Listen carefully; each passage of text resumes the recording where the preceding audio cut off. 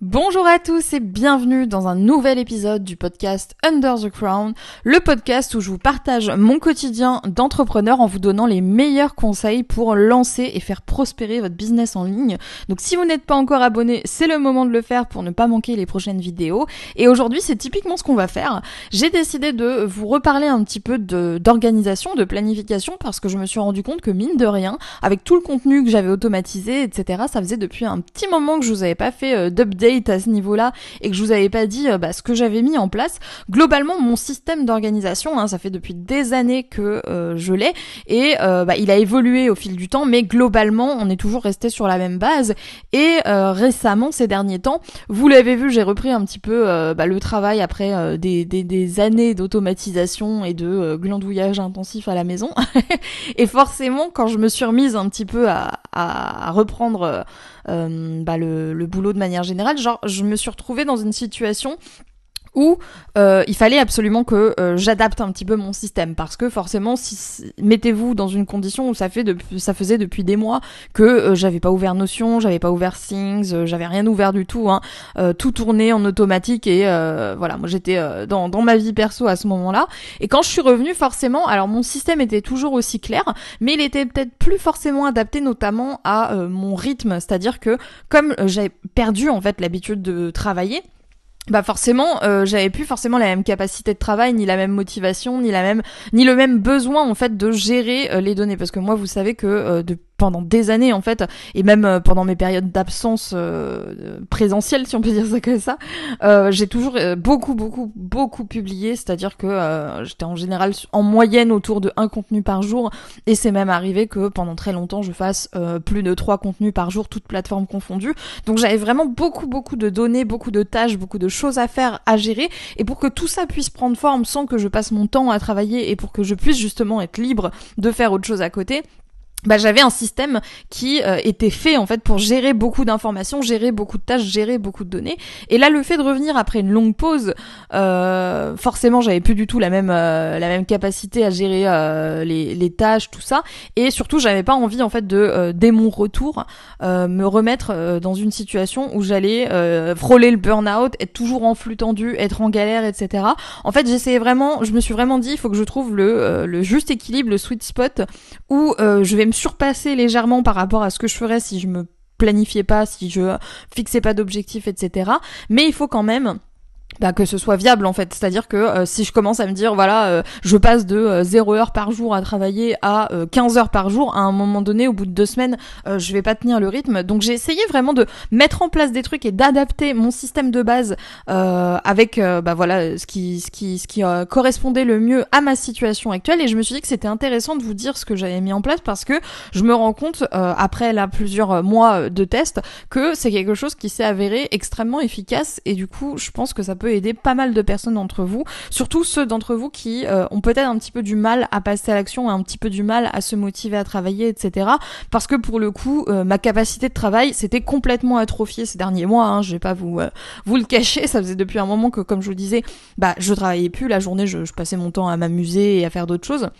Et du coup, se remettre en condition quand on a pris la mauvaise habitude, entre guillemets, de ne pas être dans une logique, dans une dynamique de travail, de création, ça peut être un petit peu compliqué. Donc si jamais vous êtes actuellement dans une période comme ça, où vous avez du mal à vous remettre à passer à l'action, ou alors que vous démarrez dans le business en ligne et vous avez quand même du mal à passer à l'action parce que vous n'êtes pas habitué à cette manière de travailler, à comment s'organiser pour être le plus efficace et le plus productif que possible quand on est solopreneur, parce que forcément il y a personne au-dessus de vous qui va vous taper sur les doigts si vous suivez pas les objectifs, tout ça. Donc comment vous pouvez faire tout ça si jamais c'est quelque chose qui vous intéresse, ou même si de manière générale vous cherchez des idées pour être plus optimisé au niveau de votre business et surtout de votre manière de gérer votre temps et votre temps de travail, n'hésitez pas à regarder cette vidéo parce que je pense vraiment qu'elle peut vous aider. Donc j'ai fait une super intro de 4 à 5 minutes là pour vous expliquer tout ça, mais vous le savez, moi je suis une grande passionnée d'organisation, de productivité depuis des années. C'est vraiment des sujets qui me parlent beaucoup, et là comme j'ai pas mal de choses à dire, forcément ça m'inspire. Alors voilà.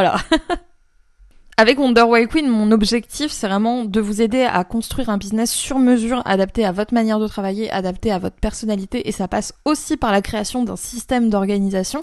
C'est pour ça que dans mon coaching Altesse, je vous aide aussi à créer vos process et votre espace de travail pour être le plus optimisé que possible, et je vous donne tous les conseils dont je dispose qui sont le mieux adaptés à votre situation, en plus de vous aider à booster votre business. Donc si jamais ça vous intéresse, vous avez le lien du coaching qui est dans la barre de description. Et moi ici dans ce podcast, mon objectif, ça va être de ne pas trop m'éparpiller dans tous les sens, parce que comme je vous le dis, je suis fascinée par le sujet, alors je pourrais déblatérer là-dessus pendant des heures. Et j'ai décidé en fait de retenir en fait 3 choses principales simples que j'ai mises en place, qui ont d'après moi fait vraiment une grosse différence et qui m'ont permis justement de me remettre au travail et de retrouver une productivité décente, malgré le fait que ma capacité de travail s'était légèrement atrophiée ces derniers mois, voire ces dernières années. Le premier truc, qui est pas vraiment un truc que j'ai mis en place puisque c'était déjà là, mais pour moi ça fait entièrement partie du système, donc c'était important de le préciser, et je le précise en premier comme ça c'est fait, ça a été de mettre en place une planification stratégique tous les trimestres. C'est-à-dire que c'est ce qui me permet en fait de prendre de l'avance sur plusieurs mois. Tous les 3 mois à peu près, j'organise sur mon planning ce que j'appelle une semaine stratégie. Alors ceux d'entre vous qui me suivent depuis des années savent maintenant ce que c'est. La semaine stratégie, ça va être 7 jours où je vais me concentrer sur de la planification, de la réflexion, du brainstorming, etc. En fait, l'objectif de cette semaine, ça va être de prendre en amont toutes les décisions importantes pour le trimestre à venir, donc de décider quelle promo je vais lancer, quel contenu je vais sortir, quelle stratégie de contenu je vais adopter, combien de fois je vais publier, sur quelle plateforme, etc. Bref, tous ces questionnements-là, au lieu de les avoir au jour le jour, je les fais une fois tous les 3 mois, voire une fois tous les 6 mois pendant les périodes où justement j'avais besoin de plus de vacances. Et c'est ce qui me permet justement de prendre de l'avance et de planifier, et ça me permet d'avoir une vision en fait de planification mensuelle voire trimestrielle, donc d'avoir quand même une vision sur ce qui arrive à l'avenir. Et en plus de ça, ça me permet du coup, comme je vous le disais, de prendre en amont toutes les décisions. C'est-à-dire que moi j'ai un défaut que je connais depuis toujours, c'est que j'ai une grande difficulté à prendre des décisions. Alors je travaille là-dessus, c'est de moins en moins pire au fil des années, mais je sais que c'est pas forcément mon point faible, et que c'est pas forcément mon point fort justement, et que c'est mon point faible. Et le fait en fait d'organiser ça une fois tous les 3 mois, ça fait que pendant une semaine, je vais prendre toutes les décisions qui pourraient justement me parasiter pendant tout le trimestre à venir, et je vais pouvoir justement pendant 3 mois être dans une logique où j'ai pas forcément à réfléchir à ce que je fais, pourquoi je le fais, etc. J'ai juste à exécuter. Et forcément, ça rend beaucoup plus efficace de faire ça, parce que mine de rien, tout ce temps de réflexion, tout ce temps d'hésitation qu'on peut avoir avant de passer à l'action, c'est du temps qui peut être perdu, parce que le faire en amont, ça nous permet d'y voir beaucoup plus clair, et ça nous permet aussi de batcher en fait finalement la prise de réflexion. Donc c'est vraiment quelque chose qui est hyper important de mon point de vue, et tout ce système de stratégie et de planification sur plusieurs trimestres, sur plusieurs mois à l'avance, se passe directement sur mon espace Notion qui est du coup un outil de gestion de notes gratuit. Pour ceux d'entre vous qui ne connaissent pas, je vous invite à l'essayer. Je vous avais fait une vidéo pour vous présenter Notion, même plein de vidéos pour vous en parler, parce que c'est vraiment un outil qui est vraiment le cœur de mon business. C'est-à-dire que moi je bosse uniquement sur Notion principalement. Il n'y a pas une journée où j'ouvre pas Notion. C'est vraiment un indispensable pour moi pour organiser mon business, pour tout ce qui est calendrier éditorial, pour tout ce qui est ressources, process, bref, je ne peux pas travailler sans Notion. Et justement le fait de planifier ça directement sur mon espace de travail, ça fait que j'ai tout à portée de main, je sais exactement quels sont mes objectifs, je sais exactement ce qu'il y a à faire. Il me suffit en fait d'ouvrir mon espace Notion pour voir ce qui est prévu, et forcément je suis beaucoup plus efficace. Et mon espace Notion n'est pas juste un espace Notion avec des notes, c'est vraiment quelque chose que j'ai complètement optimisé depuis des années, comme je vous le disais, avec des liens, avec des comment je pourrais appeler ça, des connexions particulières en fait pour pouvoir facilement retrouver mes contenus, etc. C'est vraiment le process entier, le workspace entier qui est le mieux adapté à mon business, et ce qui me permet de gagner le plus de temps au quotidien. Et c'est quelque chose aussi que je mets à jour et j'utilise tout le temps, en particulier lors de ces fameuses semaines stratégie où je vais venir du coup planifier en amont ce que j'ai à faire. Donc le premier truc en fait que j'ai fait quand je me suis remise au travail, ça a été de me dire ok, semaine stratégie direct, genre qu'est-ce que je fais, c'est quoi l'objectif, je sors quoi, à quelle fréquence, où ça, qu'est-ce que j'ai envie de faire, de quoi j'ai envie de parler, et j'avais au moins les grandes lignes en fait de ce qui allait se dérouler dans les mois qui allaient suivre, ce qui du coup me faisait gagner du temps sur le long terme, et en plus de ça me permettait de clarifier quels étaient mes objectifs, qu'est-ce que j'ai à accomplir, qu'est-ce que j'ai à faire, et de prendre aussi la mesure de l'échéance, parce que 3 mois c'est une période de temps qui est assez juste dans le sens où c'est assez proche pour qu'on puisse être réaliste et pas planifier des plans sur la comète en se disant c'est dans 10 ans, c'est bon, large. 3 mois ça reste assez proche pour qu'on reste quand même assez réaliste, et ça reste quand même assez éloigné pour qu'on puisse mettre en place des projets un petit peu plus ambitieux.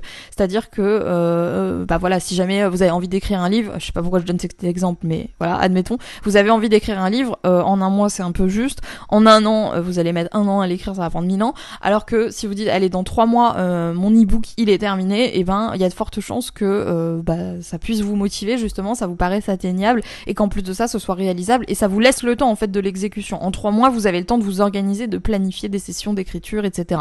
Dans l'exemple du livre. Mais voilà, je vous donne cet exemple pour que vous voyez où je veux en venir.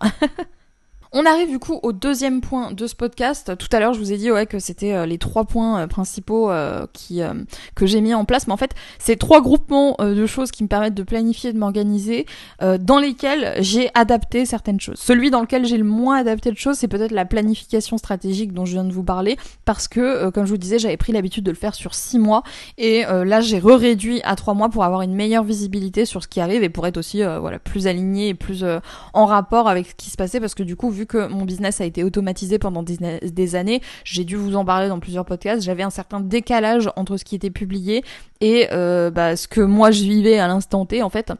Du coup, forcément, j'ai eu envie de rapprocher un petit peu cette période de planification, et forcément, ça m'a aidé.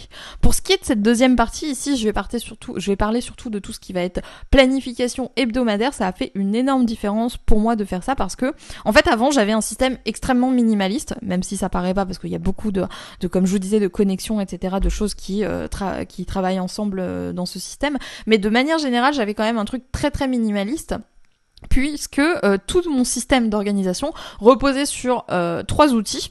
Et ces 3 outils, c'était du coup Notion, comme je vous le disais, mon workspace principal, Things, où je trie en fait mes to-do list, et enfin Google Agenda, parce que Google Agenda pour moi c'est le plus simple pour noter tout ce qui est planification horaire, etc. Et je me suis rendu compte d'un truc, c'est que Google Agenda est très très bien fichu pour ce qui est de la vue hebdomadaire. C'est-à-dire que sur la vue hebdomadaire, vous avez une vue sur toute la semaine, avec les horaires, avec ce qui se passe, machin, etc.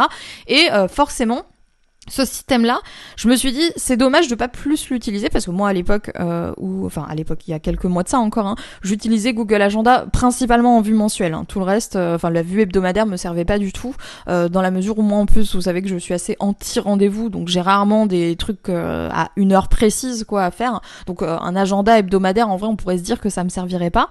Mais, je me suis dit, il est temps de structurer tes journées, Mélanie, il faut arrêter de faire n'importe quoi. Et je me suis dit, allez, juste pour voir, je vais me mettre en place un espèce d'emploi du temps, comme à l'école en fait, un espèce de planning, parce que je me faisais la réflexion que quand j'étais au collège, au lycée, etc., j'avais des plannings, un emploi du temps justement qui était épuisant, c'est-à-dire que je devais faire 8h, 18h quasiment tous les jours, etc. Et dans cette journée-là, j'arrivais à caler plein d'heures de cours sur plein de sujets différents, et je me disais, si j'arrivais à adapter ça à mon business, alors l'objectif c'est pas de travailler de 8h à 18h non plus, mais si j'arrive à adapter ce système d'emploi du temps même à ma vie en général, en plus de me permettre d'être plus productive, ça peut me permettre d'avoir une structure. Parce que vous savez qu'il y a quelques mois de ça, j'étais dans une dépression assez intense. Du coup, forcément, le fait d'être structurée dans ma journée, d'avoir des horaires, etc., pas forcément imposés, parce que j'ai fait ça de manière très très souple. Forcément, je me suis dit, c'est peut-être quelque chose à tester, ça peut me faire du bien, etc., plutôt que d'être en permanence décalé, etc. Alors, spoiler alerte, je suis toujours méga décalée, mais voilà, je pense que ça c'est une question de caractère, depuis toujours, j'ai toujours été comme ça, et j'adore faire des grasses mat de temps en temps, donc je pense pas que c'est quelque chose qui va être amené à évoluer. Mais le fait de faire ça, ça fait une vraie différence. Je vais vous expliquer un petit peu ce que j'ai mis en place sur ce planning. En fait, ce que j'ai fait, c'est que, du coup, j'ai rempli des plages horaires, vraiment comme si je remplissais un emploi du temps d'écolier, en me disant, voilà, Alors, admettons, je me lève à quelle heure ? À quelle heure j'ai envie de me lever ? Déjà, c'est la première question que je me suis posée. Me suis rendu compte qu'au fil du temps, alors j'adore me lever à 13h, mais me lever à 13h tous les jours, c'est vachement déprimant parce que à 13h, ça laisse moins de temps pour faire les choses, on a l'impression d'avoir gâché la moitié de la journée, etc. Ceci étant dit, moi je déteste quand même aussi me lever à 6h du matin et être crevé toute la journée et avoir l'impression que la journée est interminable, etc. Donc ce que je me suis dit, c'est, allez, je vais me prévoir une plage horaire, je sais que en moyenne, sans réveil, je me réveille en moyenne vers 11h, un truc comme ça. Et avec un réveil, je pourrais me réveiller un petit peu plus tôt vu que je peux dormir autant que je veux et quand même être en forme parce que forcément je dormais facilement 10 à 12 heures par nuit hein. Je suis une grosse dormeuse, si on me met pas de réveil je ne me lève pas. Du coup là j'ai remis en place ce système de mettre un réveil de temps en temps le matin. Alors je vous cache pas qu'il y a des fois où je le snooze et c'est aussi le plaisir de la vie d'entrepreneur. Moi je suis pas devenue entrepreneur pour me mettre un réveil tous les matins à 8 heures, trouver ça horrible, etc. Si mon réveil à 8 heures je me réveille et je suis fatiguée, je me rendors hein. Je cherche pas midi à 14 heures, c'est le cas de le dire. Ou pas, mais bref, vous voyez ce que je veux dire. Du coup, en général, j'ai tendance surtout à me mettre le réveil le soir avant d'aller dormir, en fonction de l'heure à laquelle je vais me coucher, pour justement avoir quand même au minimum 8 à 9 heures de sommeil, parce que je sais que j'ai besoin de ces 8 à 9 heures de sommeil pour péter la forme le lendemain. Sinon, je vais pas me réveiller, et de toute façon, même de mettre un réveil, je le rééteindrai, parce que voilà, moi je vois pas l'intérêt en fait de me lever en étant crevée, et de ne pas être efficace de toute la journée. Je préfère me lever un petit peu plus tard, et du coup, passer une bonne journée, être en pleine forme, faire plein de trucs, enfin, chacun ses choix, mais voilà. Du coup, ce que je me suis dit, c'est, voilà, je dors entre 8 et 9 heures. Si j'ai pas envie de mettre de réveil, je mets pas de réveil. Dans la théorie, voilà, il faudrait que je me lève à cette heure-ci. À partir du moment où je me lève, quelle que soit l'heure, hein, que ce soit à 8 heures, que ce soit à midi, que ce soit à 13 heures, le premier truc que je fais en général, c'est que je vais aller me faire un café, je vais me réveiller tranquillement, doucement, et je vais monter directement à mon bureau. Parce que j'ai la chance, là où j'habite, dans ma maison, d'avoir mon bureau à part. Et je sais que ça, c'est une chance que tout le monde n'a pas, mais c'est vrai que depuis que j'ai ça, ça fait vraiment une grosse différence. C'est-à-dire que le premier truc que je fais le matin, c'est que je vais me faire un café, je me réveille tranquillou, et hop, je monte, et je me pose dans mon bureau. Me poser dans mon bureau ne veut pas dire que je vais travailler tout de suite. Je pense que justement c'est ce qui a fait aussi une différence, c'est-à-dire que avant je me mettais directement à travailler, je me réveillais, je faisais mon café, et hop, premier truc c'était écrire l'email du jour et tout ça. Là j'ai plus une bonne demi-heure voire une heure de battement où je vais me poser tranquillement, je vais me réveiller, je vais regarder une petite vidéo YouTube et surtout je vais faire mon espèce de petite morning routine. Je vais revenir un petit peu après, vous allez comprendre plus en détail de quoi il est question. Je prends mon petit temps comme ça, une petite demi-heure, une heure pour me réveiller. Et une fois réveillée, ça y est, j'attaque. Là tout de suite, je commence par du travail de création sur Wonder Why Queen. Donc pendant 2 à 4 heures, en fonction de la motivation de la journée, hein, parce qu'il y a des fois où je vais bosser 2 heures et je vais plus en pouvoir, et d'autres où au bout de 4 heures, j'ai encore pété la forme. Donc voilà, j'adapte vraiment, c'est pour ça que je vous disais que c'est un emploi du temps qui reste très très souple. Du coup, pendant 2 à 4 heures, je bosse sur de la création pure, donc ça va être création d'emails, rédaction, enregistrement de podcast, hein. Là c'est ce que je suis en train de faire, on est le matin, je suis dans ma période de création pure, c'est pour ça que j'ai la voix du matin. Petite annonce. D'ailleurs, en général, si jamais je fais pas ça directement dès le matin ou dès que je me sens inspirée, la phase de tournage elle arrive généralement après. En général, je tourne 1 à 2 heures par jour en fonction des jours. Il y a des fois où je vais pas tourner, des fois où je vais tourner, mais en tout cas voilà, je me laisse un petit peu cette marge là. Ce qui est important, c'est qu'en fait pendant 2 à 4 heures je bosse sur de la création pour Wonder Why Queen, parce que la plupart de mon métier c'est de créer du contenu, donc c'est important que j'ai une période pour ça, sachant que comme je vous le dis très souvent, pour moi la phase de création de contenu elle demande une énergie qui est pas la même qu'une énergie qui va être plus mécanique. Par exemple quand j'étais caissière, j'étais capable de faire ça pendant 12 heures par jour, à la fin j'étais rincée, hein, mais j'étais capable de faire ça pendant 12 heures par jour. Là c'est impossible en fait que je crée pendant 12 heures par jour sans en fait que mon cerveau il explose, hein. Qu'on soit bien clair, parce que c'est pas du tout la même énergie, c'est pas du tout la même manière de travailler. Donc moi je réserve ça à 2 à 4 heures et pas plus, parce que j'ai remarqué que si je me planifie plus, soit je me force et ça me fatigue, ou soit je me force pas et du coup je le fais pas, donc il y a aucun intérêt à planifier plus. Et du coup pour ce que j'appelle l'après-midi, puisque comme vous l'avez compris mon horaire de réveil est assez variable, pour ce qui est de l'après-midi, là je suis plus libre. En fait genre le matin je sais que quoi qu'il arrive, tous les jours, à part exception, je me donne toujours 2 jours de joker où si le matin je me réveille et je vois que j'arrive pas à me réveiller, je vois que j'ai pas envie de travailler, vas-y, aujourd'hui tant pis. J'ai 2 jours comme ça dans la semaine où je me dis c'est bon, ça reste raisonnable, je ne m'en veux pas, les gens normaux ont 2 jours de repos, donc je vois pas pourquoi j'en aurais pas. Et pour tout le reste du temps, je me tiens quand même à cette routine de faire au moins 2 à 4 heures de création Wonder Way Queen en comptant du coup des heures de tournage.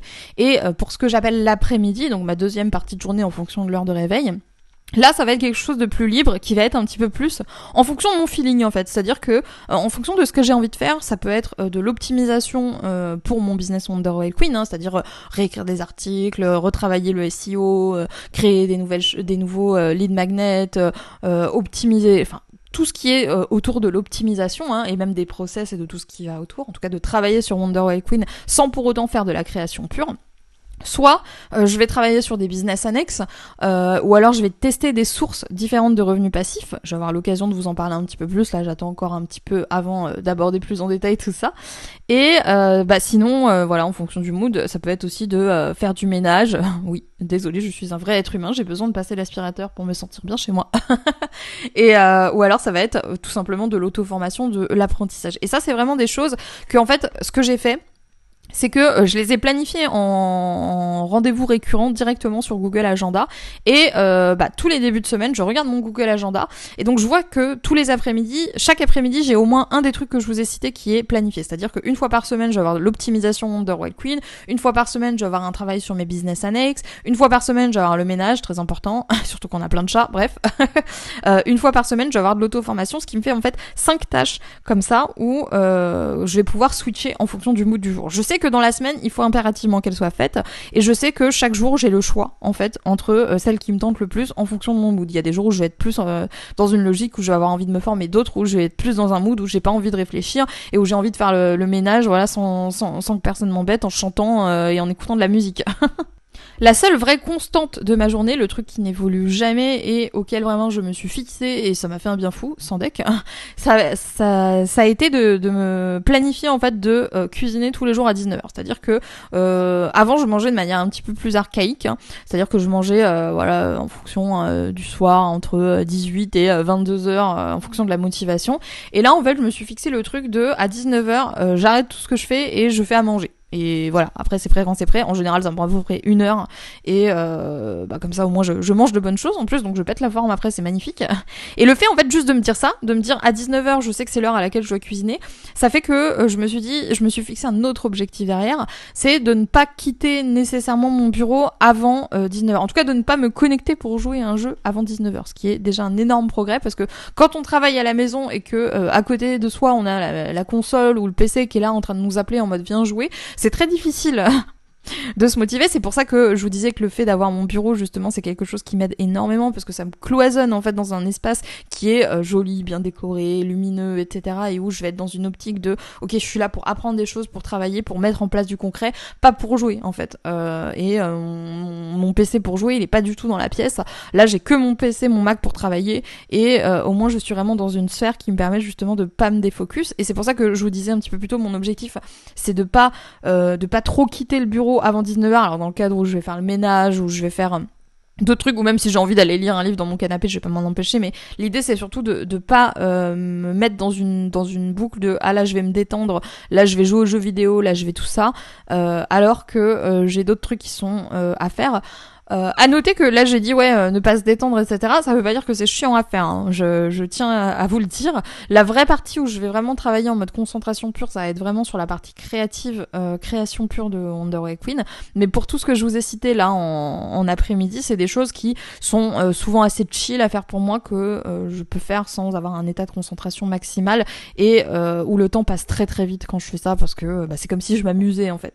Et le fait de me fixer justement ces horaires là, juste de me dire tous les jours à 19h, hop, j'arrête à 19h, je sais qu'après 19h, je travaille plus, c'est fini, hein. Il y a pas de vas-y, je suis en retard, il faut que j'enregistre. Non, 19h, c'est la fin, c'est fini. Dès le moment où je me mets à cuisiner, ça veut dire que ça y est, ma journée elle est terminée et là je peux faire que glandouiller, que jouer si je veux et c'est terminé. Et le fait de faire ça, toutes les semaines de faire ce planning Google Agenda et de voir justement comment ça pouvait mieux s'adapter à ma journée, ça fait une vraie différence parce que ça m'a permis justement d'y voir beaucoup plus clair et aussi de mieux noter mes horaires de travail parce que forcément mon petit planning là sur Google Agenda, je le mets à jour au fur et à mesure du temps.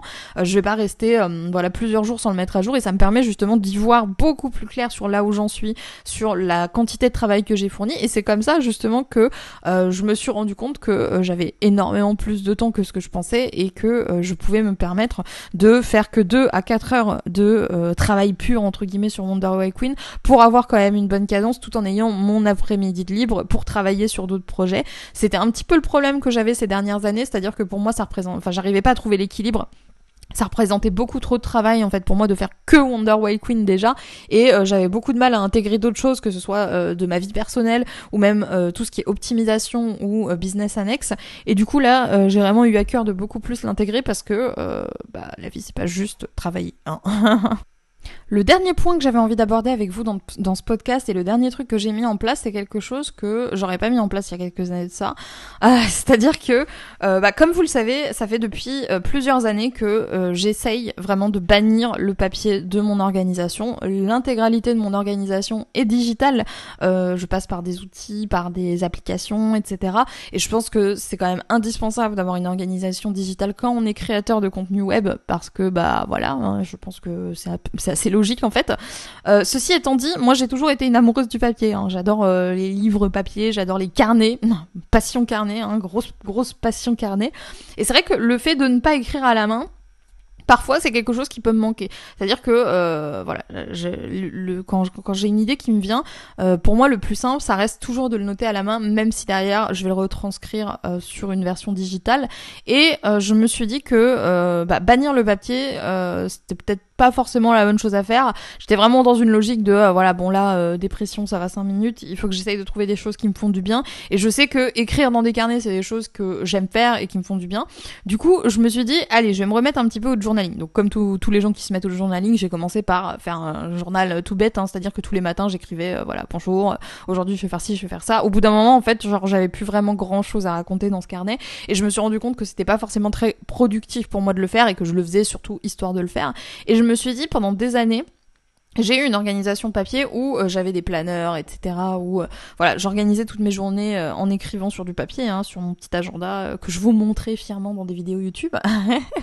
Et en vrai, j'aimais bien ça. Je veux dire, c'est des moments en fait où je passais du temps à réfléchir à mes projets, etc. Mais dans une bonne ambiance, dans une bonne atmosphère, avec un petit côté quand même art créatif, vous voyez, qui me plaisait bien, et aussi le côté surtout écrire à la main.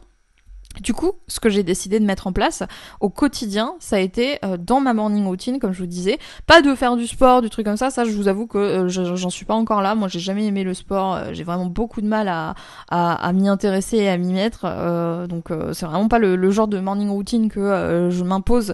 Et comme vous l'avez bien compris, je vais pas non plus m'imposer une morning routine où je vais me lever à 5h du matin, encore moins pour faire des pompes.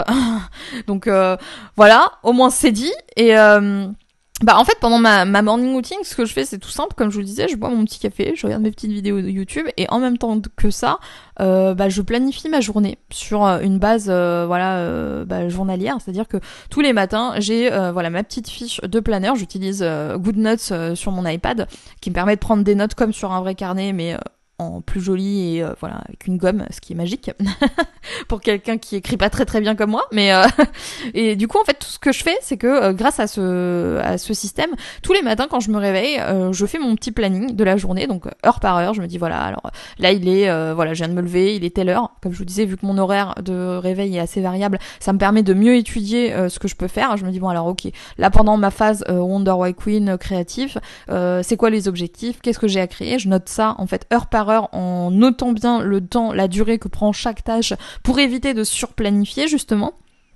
Et je note un petit peu aussi tout ce que j'ai à faire, je vide un petit peu mon esprit. J'ai des fiches comme ça en fait qui me permettent tous les jours de faire un petit point directement sur GoodNotes et de faire mon petit planning horaire de la journée, de noter mes to-do list, mais aussi de brainstormer, c'est-à-dire que même sur ces daily, quand j'ai besoin de trouver des idées d'email, etc., je sais que le fait de les écrire à la main, ça m'aide généralement à débloquer la créativité, et le fait de gribouiller, ça a un côté un petit peu ludique que j'aime beaucoup. Donc je n'hésite plus à faire ça maintenant. En fait, je me suis rendu compte que le fait de faire ça, c'est tout bête, mais ça m'aidait vraiment à être beaucoup plus ancrée par rapport à mes objectifs, de prendre mieux conscience du temps qui passe et du temps que j'ai pour effectuer ce que j'ai à effectuer. Ça m'a aidé aussi à clarifier mes objectifs, à mieux définir aussi et à mieux calculer le temps que me prenait chaque tâche. Et plus je le fais et plus je me rends compte que ça a un impact positif. Ça me fait penser à cette étude, je sais plus où j'ai entendu parler de ça, mais j'ai entendu parler de cette étude qui disait que en fait le simple fait d'écrire vos objectifs à la main, comme là je le fais tous les matins, ça augmente en fait de 50% de chance le fait de réaliser ces objectifs, et j'ai tendance à croire que c'est pas forcément de la pensée magique quand je vois que depuis que je fais ça, effectivement je fais beaucoup plus que je note, je fais beaucoup plus d'actions et je suis beaucoup plus productive sans pour autant avoir le sentiment de m'épuiser nécessairement plus. Je prends quand même toujours beaucoup de pauses, je suis quand même très respectueuse de mon énergie et de mon besoin de me reposer. Et je trouve que c'est pas forcément une grosse perte que d'essayer, parce que littéralement c'est quelque chose qui me prend 10 à 15 minutes tous les matins, et encore je le fais en m'appliquant, en regardant des vidéos YouTube, en ayant la tête dans le pâté, etc. Donc en réalité ça pourrait prendre 5 minutes, mais je vous encourage à faire ça, vraiment, si juste au moins de tester. Pendant une semaine, essayez de faire cet exercice de tous les matins vous faites la liste horaire de ce que vous allez faire dans la journée, en particulier si vous avez une journée libre, ça peut être un très très bon exercice et vous allez voir que ça va vous aider à accomplir beaucoup plus de choses. En tout cas, si ça marche pas, vous aurez pas perdu grand chose qu'une feuille de papier par jour où vous aurez noté votre planning. Donc je vous invite vraiment à essayer, parce que moi depuis que j'ai mis ça en place, même si j'avais banni le papier, je me suis rendu compte que c'était vraiment quelque chose qui faisait une vraie différence. Et je tiens juste à dire que ça n'a rien changé à mon organisation de manière générale. C'est juste devenu un plus. C'est-à-dire que, comme je vous disais, j'ai cette planification qui est de mes to-do list habituelles, etc. avec mon workspace Notion et ce planning Google Agenda avec globalement ce que je fais comme activité qui est écrit dessus. Et là, ça me permet en fait d'avoir un truc en plus où je vais adapter ma journée, mais c'est en plus. C'est-à-dire que si je ne le fais pas, je suis quand même en mesure de passer à l'action, je suis quand même en mesure de travailler, je sais quand même ce que j'ai à faire, je planifie quand même sur Things et sur des outils digitaux ce que j'ai à faire dans la semaine. Cet exercice de journaling, de planning matinal, c'est juste vraiment pour me réancrer dedans et pour éventuellement adapter. Ça me permet aussi, par exemple, comme je vous le disais, vu que l'après-midi j'ai des tâches que j'appelle ça le swipe time, les tâches que je vais changer en fonction du mood de la journée. Switch time, pas swipe time. La meuf obsédée par le copywriting. Et c'est vraiment un tout petit détail qui fait une énorme différence, et comme vous le savez et comme je le sais moi aussi, sont vraiment ce genre de petits détails, ce genre de micro-optimisation qui peuvent faire une vraie différence. Donc je vous invite à essayer, comme je le disais, vous n'avez rien à perdre. Ce qu'il faut retenir ici, c'est qu'on a tous une manière différente de fonctionner, on a tous une manière différente de s'organiser, on a tous un business différent, des objectifs différents, un sens, des valeurs différents. On est tous des individus à part entière qui sont uniques et qui ont nos propres croyances, nos propres valeurs et tout ce qui va avec. Donc comme je vous le dis et comme je vous encouragerai toujours à le faire, adaptez tous ces conseils à votre manière de fonctionner. C'est pas parce que quelque chose fonctionne chez quelqu'un qu'il va à 100% fonctionner sur vous, c'est pas parce que quelque chose ne fonctionne pas pour quelqu'un qu'il ne va pas fonctionner pour vous. Prenez du recul et ce que je voudrais dire ici, c'est que au niveau du système d'organisation, je pense que c'est vraiment le cœur d'un business efficace, vraiment le truc le plus important à faire, l'un des trucs les plus importants à faire si on a envie d'évoluer et surtout si on n'a pas envie de perdre du temps sur des choses qui n'ont pas forcément d'importance. Là, en tant qu'entrepreneur, si jamais vous êtes entrepreneur depuis des années comme moi, vous allez vous retrouver dans une situation en fait où vous êtes votre propre patron, ce qui est génial, vous êtes libre de vos journées, mais un grand pouvoir implique de grandes responsabilités, comme on le dit souvent. Trouvez la manière la plus idéale de travailler, celle qui vous permet d'être le plus efficace, le plus productif, mais aussi et surtout celle qui vous rend le plus heureux, le plus épanoui dans votre vie au quotidien. L'objectif, c'est que ça servent votre vie. Et c'est toute une question d'équilibrage comme ça qui peut prendre des années, qui peut prendre des mois, qui se fait en permanence. Et moi-même, en ayant, sans vouloir me jeter des fleurs, quand même toujours entretenu un rapport assez sain avec mon business à ce niveau-là. Je me suis jamais trop surchargée avec mon business. Donc c'est pour ça que je dis ça. Je peux que vous recommander en fait de faire attention à ça et que trouver le bon équilibre, ça peut vraiment faire une énorme différence. Et si vous avez besoin d'aide, bien sûr, pour ça, n'oubliez pas que je propose du coaching personnalisé pour ceux d'entre vous qui ont envie que je les accompagne, que ce soit pour optimiser votre manière de travailler ou même développer votre business de manière générale. Je mets toutes mes compétences et toutes mes connaissances avec toute mon expérience de plus de 6 ans de business en ligne pour vous aider à faire décoller le vôtre. Donc n'hésitez pas si ça vous intéresse, ça s'appelle le coaching Altesse et c'est disponible dans la barre de description. Et waouh, j'ai beaucoup parlé, ça faisait longtemps que j'avais pas fait un podcast aussi long, donc merci à vous si vous êtes encore là. Si tu es encore là, je t'invite à mettre un mot-clé dans ton commentaire pour m'indiquer que tu m'as écouté jusqu'au bout. Le mot-clé, ça va être risotto de poireaux, parce que c'est très bon, le risotto de poireaux. Voilà. Donc, je saurais que ça, si j'avais quelqu'un met ça en commentaire que vous avez écouté jusque-là.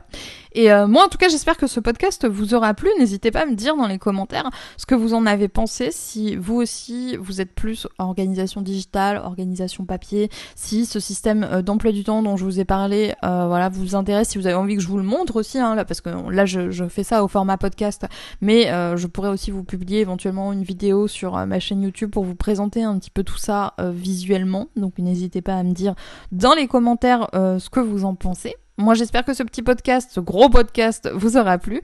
Je vais vous laisser là. Je vous souhaite une super bonne journée et je vous dis à plus pour de nouvelles vidéos sur la chaîne de Wonder Way Queen.